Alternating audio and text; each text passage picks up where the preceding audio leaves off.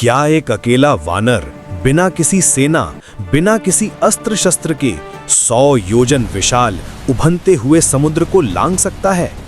क्या भक्ति में इतनी शक्ति हो सकती है कि वो मृत्यु के मुख यानी रावण की लंका में जाकर वहां विध्वंस मचाकर वापस लौट आए? इतिहास गवाह है, जब जब श्री राम की व्याकुलता बढ़ी, तब तब एक भक्त का पौरुष जागा। ये कहानी केवल एक छलांग की नहीं है, ये कहानी है उस संकल्प की जिसने असंभव को संभव कर दिखाया। ये कहानी है माता सीता के आंसुओं की और हनुमान जी के क्रोध की। आज हम साक्षी बनेंगे रामायण के सबसे सुंदर, सबसे शक्तिशाली अध्याय के। स्वागत है सुंदर कांड में। हमने पिछले भाग में देखा कि कैसे वानर सेना हताश हो चुकी थी। माता सीता का कोई पता नहीं था। दक्षिण के तट पर बैठकर सभी मृत्यु की प्रतीक्षा कर रहे थे।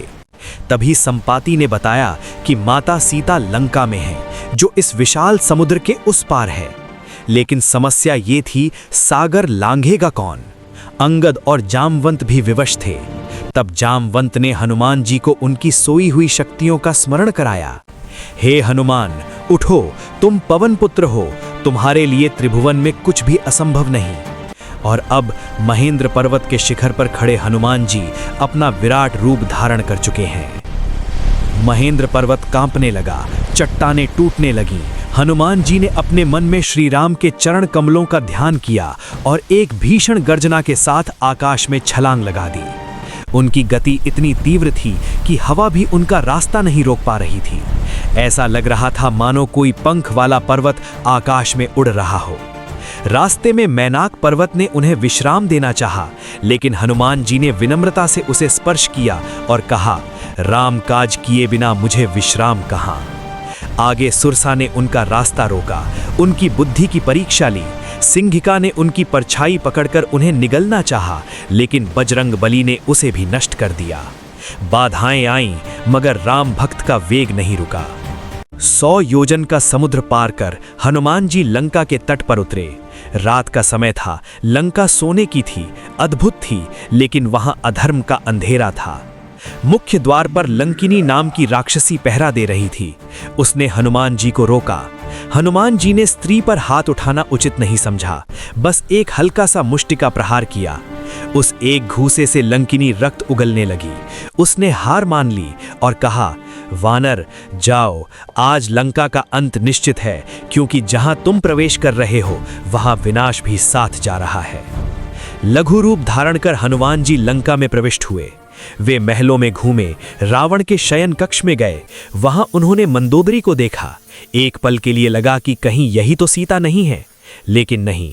जो स्त्री रावण के वैभव में शांति से सो रही हो, वो रघुनंदन की सीता नहीं हो सकती। हनुमान जी के मन में घोर निराशा छा गई। क्या सीता माता जीवित नहीं है?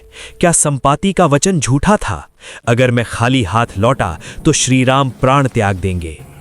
चिंता के उस गहन अंधकार में उन्हें अशोक वाटिका दिखाई दी। वहां एक शिंशपा वृक्ष के नीचे राक्षसिनियों से घिरी हुई एक देवी बैठी थी। मलिन वस्त्र, आंखों में आंसू और शरीर दुर्बल। वे उपवास और शोक में डूबी हुई थीं, जैसे बादलों में घिरा हुआ चंद्रमा। हनुमान जी समझ गए, यही जगत जननी सीता है। तभी वहां रावण आया। उसने माता सीता को डराया, धमकाया, प्रलोभन दिए, लेकिन माता सीता ने एक तिनके को ओट में रखकर रावण को धिक्कारा। हे नीच, तू उस राम के तेज को नहीं जानता जो तेरे कुल का नाश कर देंगे। रावण क्रोधित होकर उन्हें 2 महीने का समय देकर चला गया। अब वहां केवल सन्नाटा था। माता सीता आत्महत्या करने का विचार कर रही थीं। उनकी वेदना हनुमान जी से देखी नहीं गई।